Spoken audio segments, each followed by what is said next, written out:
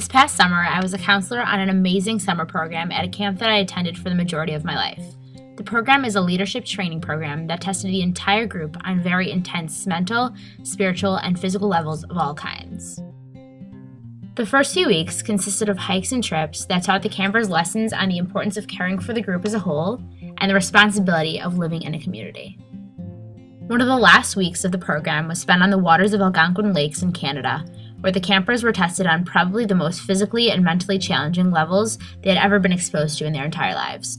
Carrying a pack full of food for the week with a canoe over your head for up to 2 kilometers at a time was a point during the day where we were physically pushed to our limits, while at night and in the early morning we were able to perform self-introspection and group reflection on the past day. The enormous amount of growth that came from the summer was incredible, and it truly pushed campers and counselors alike to our fullest potentials. However, the unfortunate conflict that we face today is that most people do not look at the bigger picture beyond themselves and their own personal issues. Many bad situations can arise from the selfish way of thinking.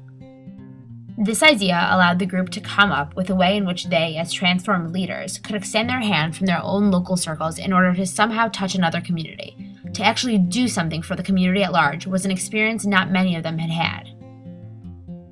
This idea is similar to the action that Horton takes in Dr. Seuss's Horton Hears a Who when he promises the mayor of Whoville that he will protect the city through thick and thin. This sense of communal responsibility led to the idea of educating the masses on a universal level.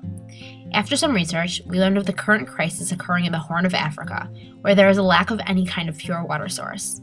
Although we live in various places around the world and therefore have different styles of living, we must not take for granted this resource and understand how lucky we are to have such easy access to it. We then took a trip to DC, where the campers were split up into groups to advocate and spread this newfound problem to locals around the mall. They walked up to perfect strangers, educating them as the next generation of leaders.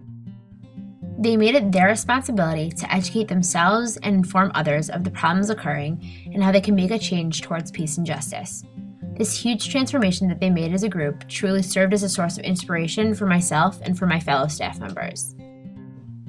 From the entire experience, I learned the meaning of taking an idea and putting it into action and how far a little passion and determination can go. Here we can truly see the significance of a seemingly simple source such as water and how big of an impact it makes on the lives of people living all around the world. With the right mindset and the true understanding of peace and justice, we were able to make a significant impact on the community around us. In my own life, although I might not necessarily be a leader in changing the situation in Africa, I do want to pursue a job that deals with helping people through difficult situations. This in and of itself is a personal engagement in the pursuit of peace and justice that will hopefully continue to guide me towards all my life goals.